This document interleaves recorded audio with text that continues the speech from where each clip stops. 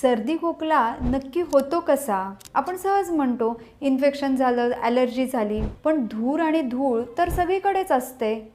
तसंच दिवसभरात तोंडातून, श्वासातून लाखो, हजारो बॅक्टेरिया, फंगस, व्हायरस शरीरामध्ये येतात. मग आपण रोज का नाही आजारी पडत? कधीतरी एखादाच सर्दी खोकला होतो. कारण एक्सटर्नल कारणांबरोबरच इंटरनल बिघाड हाही महत्त्वाचा फॅक्टर आहे. ज्या प्रकारचा बिघाड त्या प्रकारचा आजार. सर्दी खोकल्यामध्ये हा बिघाड म्हणजे रेस्पिरेटरी ट्रॅकला आलेला कोरडेपणा, म्हणजे कान, नाक, घसा, छाती या ठिकाणी ड्रायनेस येणं. याची लक्षणं शरीर आपल्याला आधीच सांगतं, पण आपण दुर्लक्ष करतो.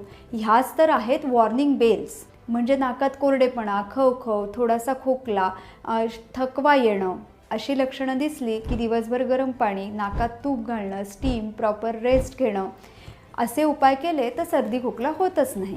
थोडक्यात काय, शरीराचे सिग्नल्स ओळखा, वेळेत ॲक्शन घ्या आणि सर्दी खोकल्याला फुल स्टॉप द्या.